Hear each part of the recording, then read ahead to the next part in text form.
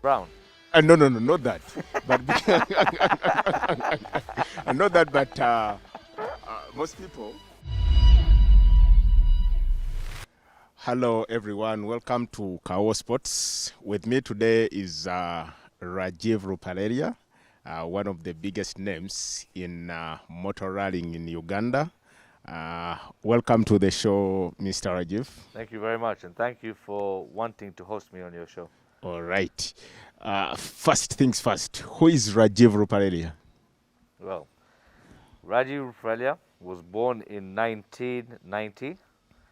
My parents, my mom is Joshna Ruparelia, who was also born in 1957, and son of Sudhir Ruparelia, who was born in 1956. Both of them were born in Uganda. My mom was born in Kamuli, Busoga area, and my dad was born in Kabatoro, which is next to in the west of Uganda, next touching Lake Katwe. Okay. Yes, from Kasese side. So do you speak any of the languages, Lusoga, or the languages from Kasese? I've not been able to pick it up as much as I would have liked to, because really I was educated. Majority of my life was in international school, and then I left Uganda and went to a boarding school at age 9.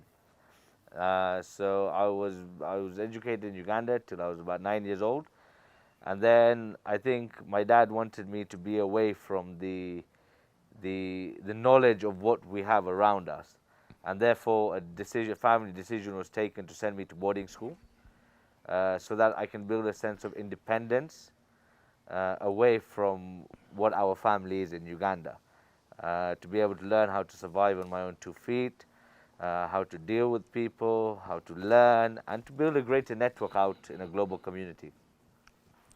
Okay, so what about when did you join motor rallying, and who are the people that inspired you? Well, motor rally has always been a part of me. I've always followed, I used to follow a lot of F1.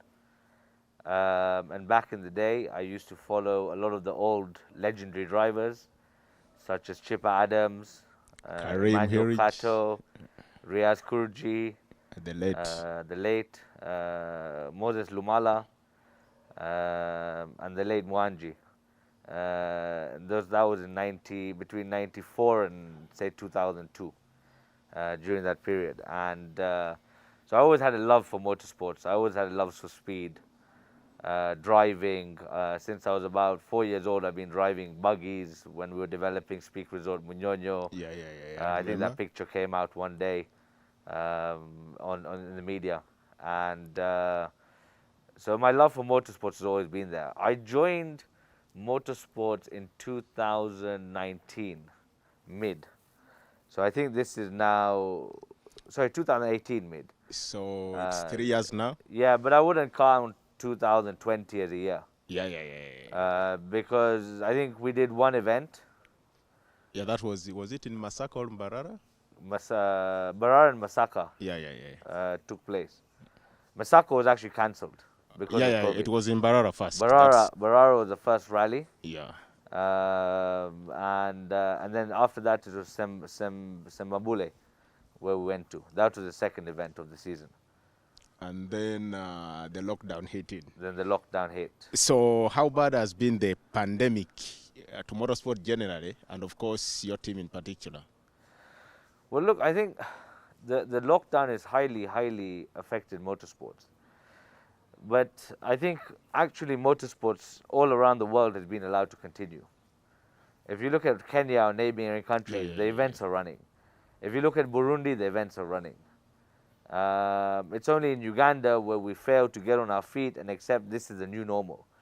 And the good thing with motorsports is we're not confined within a certain space. Yeah. We're quite much out in the open public. We're not like basketball or football where you have a confined stadium. We're quite open, and it's been quite unfortunate that the federation has not got on its feet and worked together with government to follow the SOPs and ensure that we get moving again. Because a lot of people's livelihoods are based on motorsports. And a lot of people have had to be laid off, downsized, because unfortunately, if we are not racing, sponsors are not on board, sponsors are not sponsoring the sport, therefore people's livelihoods in terms of sponsoring teams, sponsoring drivers, Yeah, sponsoring events, even mechanics are not working. all that is dead at the moment. Yeah. So it's very unfortunate that a lot of people are suffering at the moment, and we really need to see a way of working together with the government as drivers and the federation and the clubs to see how to reopen, because this is the new normal. As drivers and of course the federation, have you tried to push this to the government level through the Ministry of Education and Sports? I think the And of course federation the has, health minister as well. but realistically, it's not the drivers level; it's the club level. So clubs need to put pressure onto the the club's community needs to put pressure onto the federation, and federation needs to move faster with government and say, okay, if we're going to open, what are the rules and regulations we need to follow? Not just to say, because you see, COVID has changed everything. It's changed the way we live. It's changed the way we eat. It's changed every our sector. social aspects. It's changed our entertaining aspects. So this is the new normal, and if this is a new normal, then the question is, what is the new normal for motorsports that we need to follow? Give us those guidelines. Let's work hand in hand to draft up some guidelines, and let's follow those guidelines. Because just like any other sport, if football was allowed to operate, I can't see why motorsports is not allowed to operate. I agree with you. And then how are you keeping yourself on form during this lockdown? Because anytime soon they may say, we are back.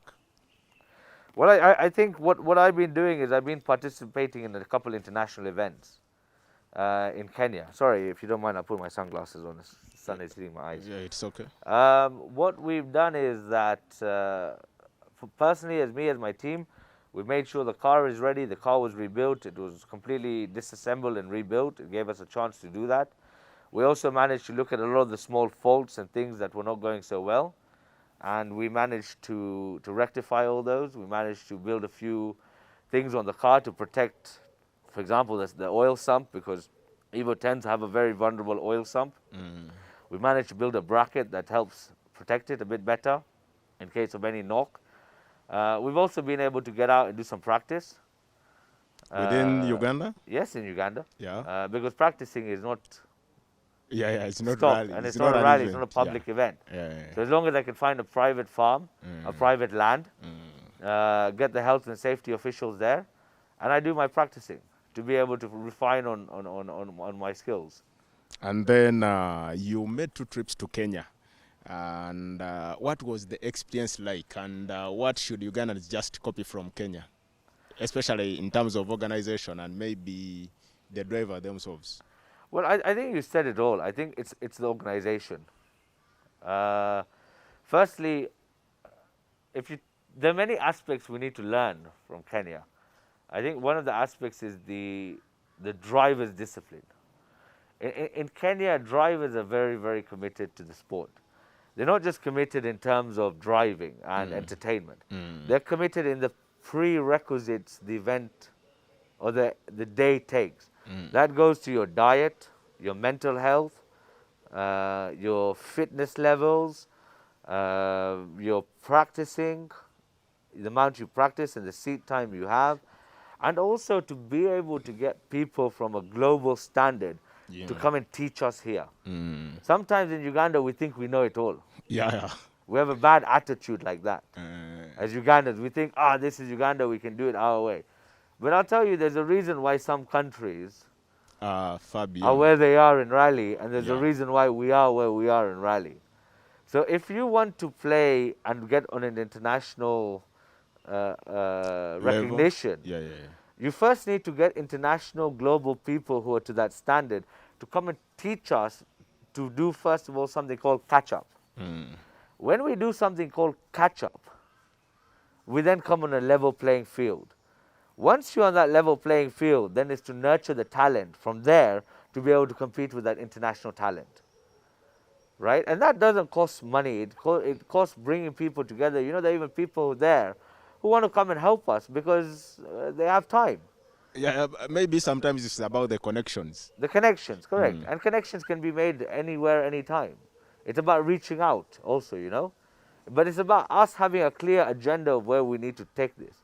But the other thing I learned from the Kenyans a lot is the way their service park is organized. You know, their service park is phenomenal. The way they're coordinated, the administration they have in place. By the time the car comes into service, they already know what needs to be done, to the point where all the parts are ready. The crew knows exactly who's doing what, how's doing where, and the coordination is much better. So by the time the car comes in, they can even rebuild a whole car within a 1 hour service. They can dismantle the whole car and rebuild it. So I think these are crucial things in terms of organization we need to learn. And you see, once you're to that level of organization, other things start falling in place. Also, I think the last thing is the events organization. The Kenyans are fantastic. I think they've had a very good boost with the WRC going to Kenya. I think that's shown them the level and the standard they need to obtain in order to be able to go to the level of competing with such an international platform. And I'm so proud of the Kenyans. To be honest, I think we had 3 Kenyans in the top 10 of WRC. What an achievement for them, you know. And they go through the scrutineering. They go through the scrutineering day 1, scrutineering day 2, and their cars were passed. In fact, I think that's another challenge here. Yeah, because I remember most of our drivers did fail at the scrutineering in Kenya. Correct. Yeah. But that just goes to show you that when we're doing the scrutineering in Uganda, our scrutineers are following their own standards, but not the international standards. Fudge. Ish, you know, and saying, but this is Uganda. But yes, I understand this is Uganda, we love Uganda, but at the same time, Uganda needs to understand that it is where it is because of its mentality, its attitude. If we want to go to that level, we need to improve our attitude to be of that level, to be able to understand that this is a global and international event. It's no longer a Ugandan event. If it's a Ugandan event, let's set our own rules and standards. But you see, FMU is regulated by FIA. Which means the standard should be same. Correct. But it's not been happening. Correct. Oh, and then we've seen some drivers, for instance, getting the Kenyan license to race in Kenya. Going by what you're saying, it could be one time soon you'll be getting that Kenyan license to go and race in Kenya. I hope not. I really hope not. But you see, at the end of the day, I as a driver, I'm not being subsidized by anybody. There's a big problem with having the corporate culture engaged in motorsports. But if you look at F1 globally or Rally, WRC internationally, they have huge sponsors. And there's no reason why we can't find the relevant sponsors in Uganda. But again, it goes back to our disorganization. Nobody wants to be a part of something that's disorganized. If something is, if I know there are 13 events or 10 events in the year, and I have a sponsor, as FMU or federation, my number one core objective is to make sure all of those events run. Once they're running, my second most important thing is the health, safety, and the whole experience that is created for the consumers, for the fans. Because without the fans, you don't collect money. Of course. Without the fans, you have no influence. Without the fans, you shortcome on a lot of things. Right? So the fans are the most important part in this whole aspect. And as long as you build a fan base, and Federation of Motorsports has one of the biggest fan bases in sports in Uganda. But we don't know how to commercialize it. It's like it's just there. How do we commercialize that fan base? How do we influence it? How do we get the petrol stations on board, the petrol import companies? How do we get the lubrication companies on board? How do we get the automotives sponsorships on board? How do you get the banks on board? Because I've seen in Kenya, for instance, during the WRC, I saw the president, Uhuru Kenyatta, being part of the event. Do you think government here has not done enough, or it's because the FMU has not involved government? I think it's a mixture of both. I don't think it's one or the other. I think government has not realized the value of FMU and the Federation of Sports and the natural following we have. But I also think that the Federation has not reached out to them enough to come. You see, we should have a guest of honor for every event. But we should have a fountain of honor that comes, a guest of honor to our event that is going to carry a lot of weight, create a new network, and for them to appreciate what we're doing with the little resources we're given.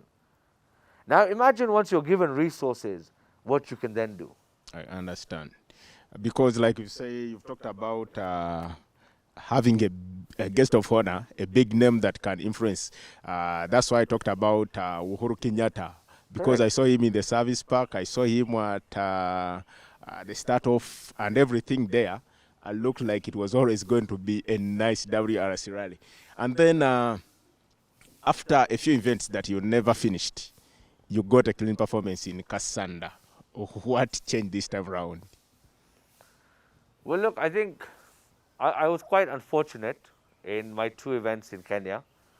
My 2 events, I had mechanical issues with the car on takeoff. The first event, I had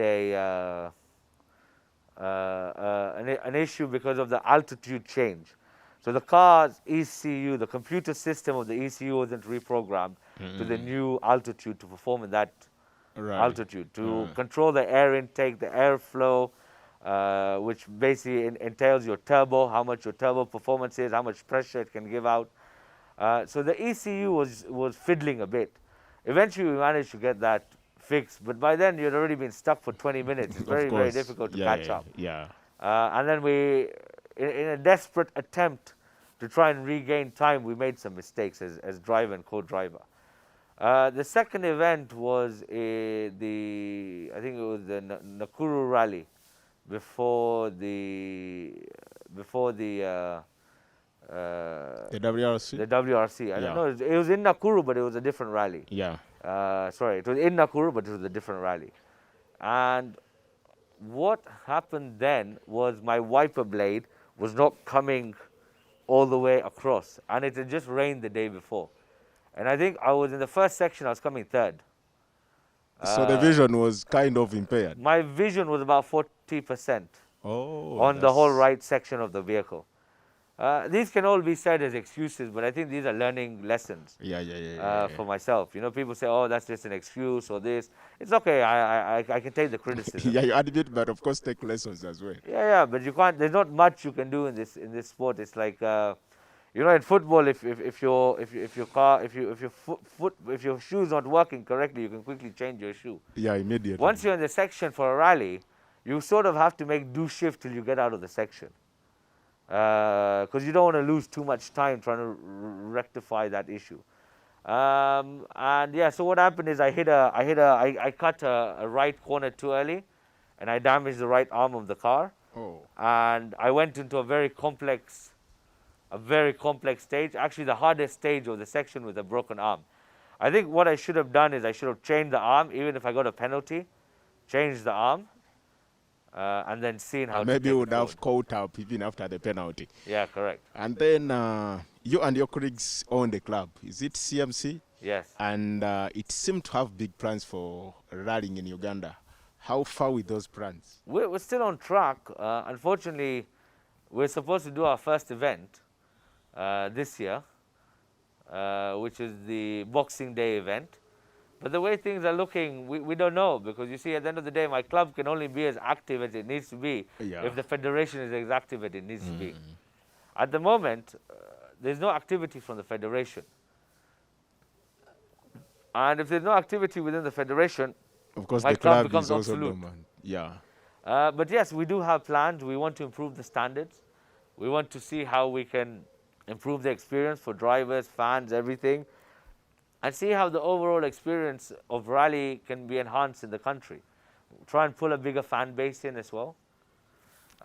So it's coming together. Our team has worked very hard to plan the event. The event was already organized. We already had all the budgets ready. We had the SOPs for the event ready. But really, unfortunately, we've not managed to do enough to get the sport opened again. So it's pending as long as the sport is open. As long as the sport is on something suspension, on Boxing Day this year. Correct.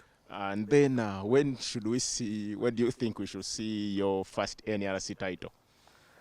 Well, it's a hard one, but I think, again, let's see when the season opens. I can't say when my title will be. This season has been an absolute dismay since last year. Actually, it's 2020, 2021. it's 2 years now, Yeah, because nobody 2020, understands what's going 2021, on. nothing.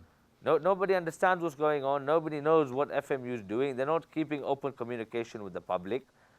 And really, they need to do more, in my opinion. They need to do more to get the sport opened. And then should we assume that by the time everything is done, your first NRC title should come in the VW Polo or some other machine? At the moment, I want to complete a full NRC championship in the Polo. That was my plan since day one, and that continues to be my plan. Because I'm not going to buy a new car without events. Yeah. No point. Well, who am I buying the car for? To sit at home? Maybe to just practice so that by the time everything is open. But of course, apart from the V-Polo, which other machines would you like to have in the near future? Well, look, we're thinking about a Skoda or a Hyundai R5. Oh, that's a big So one. we're talking about it, but nothing concrete until we know what's going on. There's no point investing money if you don't know. You see, right now, I'm even considering keeping my car in Kenya. It's cheaper for me. Instead of transporting it back and forth. Yeah. Because Kenya's in Kenya, there are Kenya's some organized, events. Yeah. even the sections that they organize are all in private farms. So we don't have this risk of on road. We meet a truck on the way, we meet a boda, we see pedestrians. These are small things that really, if someone puts their mind to it, it's not very difficult to resolve them. So when you say you want to put that permanently in Kenya, is it just for the time the events in Uganda are not working, or like I hinted before, you could even get a Kenyan license? Well, if Uganda is not organized, we rally with our own budgets. We rally because we love the sport. We're not sponsored. Hey. And if we're not sponsored, then it's only in our interest to really have our thrills fulfilled. And our thrills is driving. Yeah. So if we can't get organized here, then yes, I will race next season in Kenya. And then are we seeing you registering for the ARC very soon? Yeah, correct. But again, I'm not going to do it until I finish an NRC championship. So before NRC, no ARC. Correct. Everything is a step-by-step process. Yeah. So for me, if Uganda doesn't open up by next year, I'm going to register fully for Kenya, for the Kenyan title championship. I'm going to race all the events there, and then after that, if I finish a full season, then I would look at racing ARC. And I don't know by that time who I'd represent. And then, so it could be by that time you're representing Kenya or Uganda. You never know. You never know. Okay. And then, talking about Kenya and of course Uganda and some other countries around, do you think it's all about the economy as a whole that motor rallying has not had these sponsors, say, fueling stations, lubricants, automotives, and things like that? I don't think our drivers and clubs have presented themselves well enough for people to want to onboard themselves. You see, rally is a business. Treat it like a business. If you treat it like a business, it will start treating and creating value like a business. At the moment, most of us look at rally like charity, like we're just doing it for ourselves. The question is, if you have a sponsor, how much value are you giving them? How many new clients are you gaining them? Yeah. How much exposure are they getting by sponsoring you? Yeah. What is the potential benefits? I understand. So treat it like that. So I've not seen so many drivers here having sponsors. Who are some of your sponsors? Or is it all part of the Ruparelia No, group? but we're talking to outsiders. We've sent proposals to multiple units. We're talking to multiple people. So for us, we're open. You know, we're not confined by the Ruparelia group. Right now, the Ruparelia group has done it, but doesn't say they're going to do it all the time. Yeah. It's a starting platform. And then any other drivers in the team away from you and your co-driver Linga? We're looking at it. Let's see. We'll break some news soon. So there are plans that we could see 3, 4 cars being rallied by the Rajiv Rally Team. Correct. Okay, and then who is that driver that you look up to in Uganda here, maybe past or present, and of course Africa and internationally? I think at the moment in Uganda, my favorite driver is Jazz Mangat. I think he's the most technical driver we have in the sport. Yeah. Above myself, to be honest, and I have a lot to learn from him. He's been rallying for close to 15 years. And in Kenya, there are many drivers. I've not really studied them. But there's the likes of Carl Tundo, the Rise. Carl Tundo is my favorite in Kenya. Yeah, he's brilliant. And he knows all those roads like the back of his hand. You know? Yeah. He's been racing on those roads for 18 years plus. Yeah. Even Boldi is extremely good. You know, and they've learned the art of rally. Not necessarily just pushing the car and being reckless, but they've learned the art of when to push, how to push, what beating the car can take, which I find very important because sometimes, and most of the time, people break down, not because of just a mechanical issue, but because they've overbeaten the car. And the car is like a human being. If you overuse it and you don't maintain it, it would just give in to collapse. And then if everything was straight, I mean, the facilities, the sponsorship and everything, how do you rate Ugandan drivers in comparison to international ones, especially the African ones, like Gary Chinese, is it from Madagascar? Yeah. Then there was the South African, I've forgotten the name. And then Kautundo, Jas Mangat, and those other guys. Look, we've got people who are potentially there. But we've also got people who like to make a lot of excuses. Sometimes excuses are lessons, like you said. Yeah, lessons, but then let's learn from them. Yeah. Let's not keep repeating the same mistakes over and over again, right? If we're going for a championship abroad, we should be working together. Yeah. We don't need politics. Yeah. You know, politics ruins everything. Yeah. And we don't accept that. So until we can accept that and say, let's run this sport in a fair manner where everybody benefits, just because I have CMC doesn't mean I don't want to see my other fellow clubs doing well. I'm more than happy for you to have your event.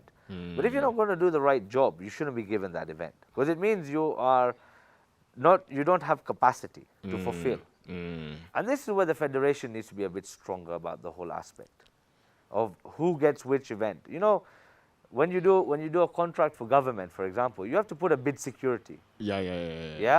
You have to put a performance bond. You have to be sure of doing the job. Before you get awarded it. There must be a reason why you get that contract. And you must have something to protect while you're running it. I understand. And the part that you have to protect is your performance bond. So to me, again, either we can keep running this thing like cowboys, or we can professionalize the sport, and we can see a difference and a change. Within a year or two, you'll see phenomenal changes. At the end of the day, as long as the regulator sets a good... look, I'm not saying set a regulation that we cannot meet. But set standards that are meted. Standards that need to be fulfilled. Yeah. And actually take action on people who don't fulfill those standards. Take action. Okay, if it's a genuine mistake, sit down and discuss it. But you cannot neglect certain safety aspects that we do in Uganda.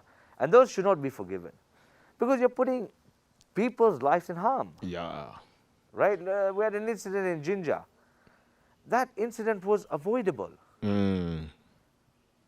It was an avoidable incident. Why did we not do it is the question I have to ask. Yeah, you're right. Because we're compromising our own principles. You see, a rally driver, by the time he gets in the car, I always tell people, I do dangerous things in a safe way. Yeah. Okay, in the safest way. If something beyond that goes, that's God's call. Okay? Yeah. But if you had something in your control as an organizer, say stopping bodas coming on the road, and you can't fulfill your objective, animals, children, everything. That is negligence of the highest standard from you as a club. And do you think some of these events are given to these clubs because of politics and influence, but not because they can meet the standards, in your opinion? You see, I think they can meet the standards. They can meet the standards. They can. But because The regulator is not regulating, yeah. they're obliged to just wash it off. Because the club wants to make money.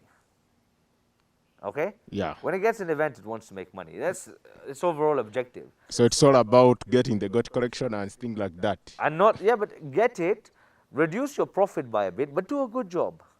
That's what I'm saying. Yeah. Because then next year, when you do a good job, more people will come. Yeah, absolutely. Because we've seen sprints where, for instance, stands are not on standard. We've seen people falling off the stands. And then the next year, same events happened. And of course, with almost the same setting as it was before. So maybe FMU out there, they should be doing something right. And then motorsport is one of the most dangerous sports, especially in terms of danger to even the drivers. How confident are you getting to that car on a rally day? All I can tell you is I make sure when I come over anything I cannot see, I'm ready to go into the bush. I've got that mentality because I would rather go into the bush than destroy someone's life. Yeah? So there's always a fear of how hard I can push the accelerator. Yeah. Right? Where if you put me in Kenya, I don't have a fear on how hard I push the accelerator. Because I know at the end of the day, the only risk is me and my co-driver. Yeah. Right? And we are well secured within the safety equipment we have. So I can take that risk. But here you're ready to lay off at any time. There are animals, there are children crossing. Borders, trucks. Yeah. And really, it's not that difficult to stop this. You know, I even hear like, in Kenya, you get people, volunteers. But even the volunteers have to have discipline. Yeah. There's no point coming and being a volunteer and being a nuisance. Better you leave. Here, when you have volunteers, they think they're entitled. They think you owe them something. Yeah, I've seen. But you're doing the sport a favor because you want to grow the sport. Yeah, I've seen some. Was it in Kavalega, Hoima, and then I wasn't impressed with most of them. And then any rituals you do before rallying on a rally day? I do a bit of exercise, stretching, neck strengthening, and just really everything to keep calm. Keep everybody out of my mind and just focus on the car and the race and the track. You see, growing up, they used to tell us that before a rally driver gets into that car on a rally day, he must leave a will behind because you never know, you may not return. How true is that? I don't do any of that. You know, everybody has their tradition and culture, which is, with all due respect, that's their choice. And that's their belief. And I'm nobody to tell them whether they're right or wrong. Whatever works for them. Yeah. As long as they don't impose it on other people. Yeah.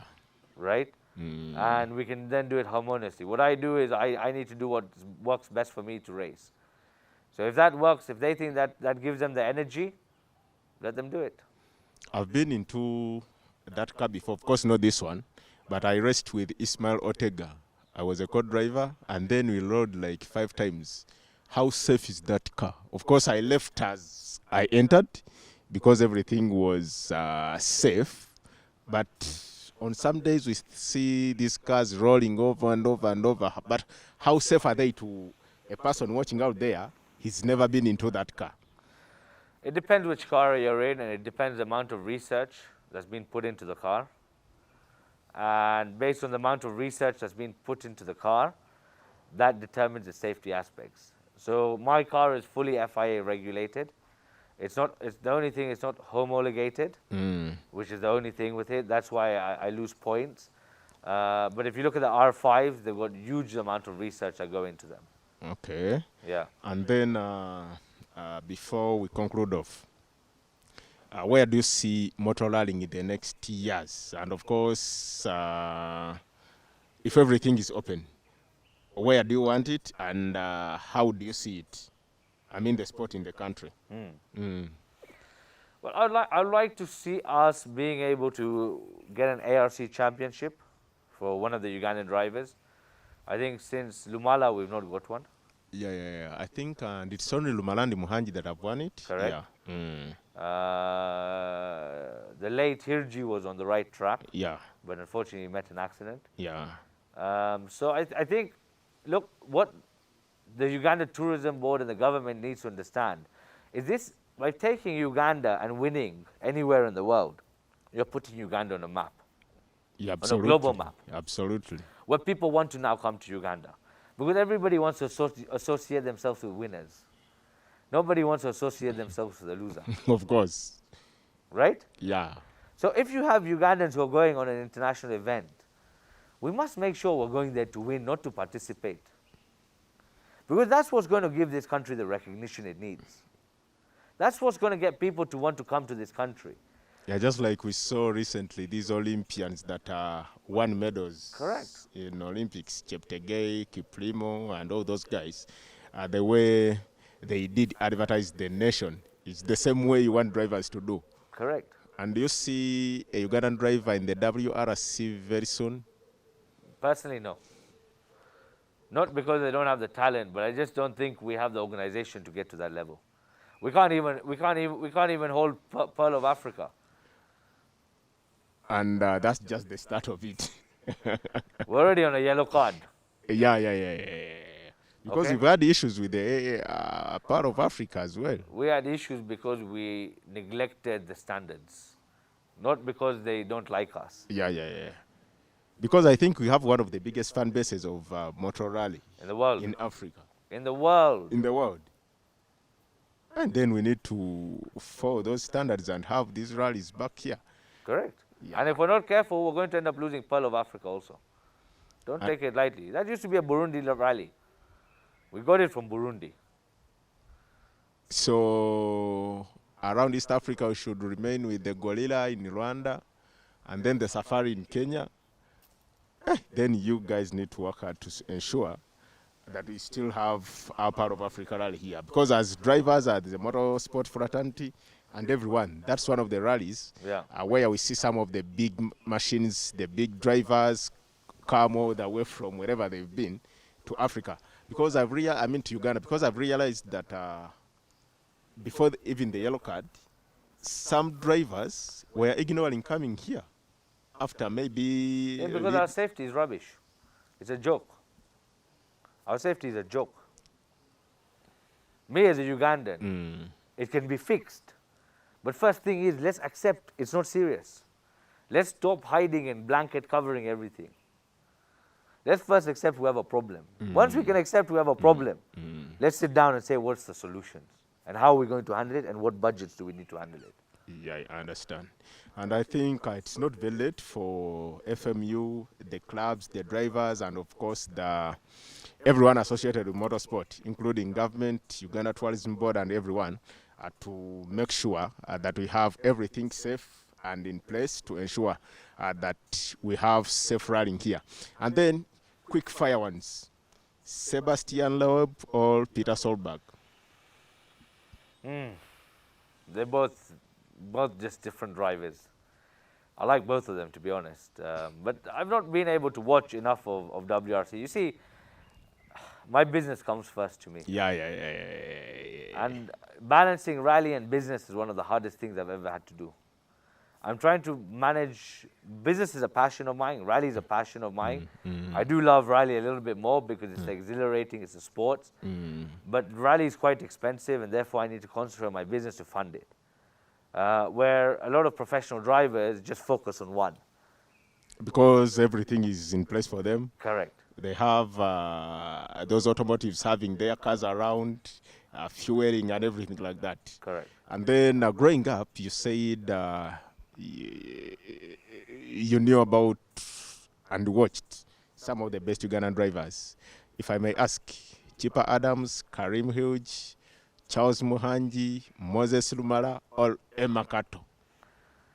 Oh, again, and all of them. I like all of them. I think each of them had a unique technique, right? But to me, Chippa's the one who did it for me. I think he was the corner master. Yeah. You know, he didn't drift. He was neat. He was clean. And that's what made him win a lot of events. And by the way, he rarely Dropped out. dropped out. Correct. He rarely dropped out. Emma, a lot of speed, but of course, he usually rarely finished. Mohanji did win the ARC. Lumara was also smart. Yes. And then Charlie Rubega as well. So no choice, but you all love them. But of course, that pick for Chipper. Because of the way I think Chip and me had a special relationship because every once a month he used to come pick me up from school in his rally car. Sure. Yeah, so it was like... You are not afraid of speed then? No, no. That's what got me maybe into the speed I have. I just was okay with it. I even used to sit on his spare tire and he used to go. Yeah. And then Formula One. Yeah. Lewis Hamilton or Vettel? Oh, Hamilton all the way. Hamilton all the way. Yeah, hey, yeah. That's a cheap one. So, Huh? have you been into football? Hamilton is one of my my wife's Favorite? mother's clients Oh, in UK. He goes to get his eyes checked at that opticians, where he used to. I don't know if he still does. So he's from an area called Stevenage in England, which is where my wife's practices. My wife's family's practice. okay. So I'll have to be biased and say Hamilton, go on. Ever been close to him for No, a chat? I've not personally. Never? No. And then, of course, out from motor rallying. Yeah. How much do you know about Ugandan football? Not enough. Not enough. But you've heard about Villa Express or KCC? I think Villa because it's been around for longer. It's a renowned club. KCC only picked up recently, the last 5 years. And surprisingly, Doing well. Villa is the youngest of all those clubs. Really? Yeah, because it was formed 75, Express 69, Yeah. and KCCA, I think, I've forgotten the year, but Yeah. Villa is the youngest. Sure. And perhaps because most of the people of your, should I say, culture have associated with Villa a lot. Okay. So you a Villa fan? I would say, Literally? yeah. Why Oh, And for rugby, heathens. heathens. And then cricket. Cricket, I don't follow so much. You don't follow cricket? No. Yeah, that's a shock. That's racist because I'm brown. No, not that. But not that, but most people of the Indian origin, cricket is the sport. You know, my family is now in Uganda for 3 generations. Actually, you're more Ugandan than all those other things. I know more about Uganda than I know about India. My family's been here since 1903, so the skin is just a color. Yeah. You're more Ugandan than Indian. If I put you in India for 3 generations, you think you know anything about Uganda? No. Yes. No. Because if you, like you said, your dad is born here, your mom, and My grandfather was born here, and I'm if it- also born here. 3 generations of birth in Uganda. you're more Ugandan than everything. And then entertainment. You've heard about Jose Chameleon. Yeah. You've heard about Bobby Wine, Kenzo, and of course Bebe Cool. Who is your favorite artist? Well, to be honest, I really like Waiki Bender. I really like Waiki Bender. I think he's very educated. And he doesn't get in this riff-raff like everybody else. Yeah. He's quite a conservative, professional. He's actually a chemical engineer by profession. And I think he did his degree in Algeria, if I'm not wrong. I didn't know that. Yeah, and so he's quite intelligent. He's built a brand. He's not. He doesn't degrade himself to other levels of other artists, and he carries himself very well. I think also Eddie Kenzo. He's a good guy. Bebe Cool has. My wedding song was one of his songs because I told him, I said, this is your best song every day, love you every day. Oh, yeah. That's a big one. I think that was his best song in his history. It actually made it global. Yeah. And we have a lot of talent here, you know. But Sanyu FM is now opening an arm where it's going to be helping people do the recording. We're going to use one of the studios Okay, that's as a recording studio That's a good to one. see how we can get our own production going and to see how to promote these artists domestically. And then finally, of course not finally, but close to getting done. Away from rallying, we've not seen a lot of sponsorships coming to sports from the local area. Of course, we've had Victoria University, they had a football club, and we've seen somewhere in the entertainment, but of course not in sport. How soon are we seeing, say, Kampala Parents, Victoria University? Previously, they had a football team. They're getting one again. They've started up a basketball team as well. Yeah, I've watched. You've heard about it? Yeah, we bought a basketball club.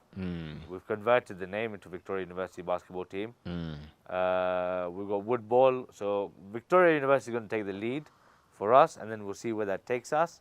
And then we'll see how it's run. And then if we want to grow further, then we see how to do that as well. And then any chances of coming out to sponsor other clubs away from just being part of the Victoria University thing? Let's see. Okay. Right now, until they can organize themselves, I'm not going to participate in anything that's not organized. So this is a message to all the federation sports clubs and everywhere, not just motor rally. Not just motor rally. As long as there is organization, don't count us in. As long. But you know, it's unfortunate because they also benefit from the disorganization. Yes, most do. Yeah. Most do, and. But we're not going to grow it to that level where it's a national. You know, even here when you hear SC Villa is playing KCCC, it's not like the whole city stops. Yeah. Yeah. In UK, if you have Liverpool playing Manchester United, Merseyside and Manchester is it's frozen. Oh, yeah. You will not see business. The shopping malls will be empty. People will be in the bars. People will be in their homes. The football stadium will be packed. There's so many activities just around football because there's that die-hard passion, because they've grown that fan base to that level. It used to be like that in the 90s and early 2000s, but of course this organization did chip in, because Villa, Express, KCC playing against each other used to bring the whole city to a standstill. It's no more.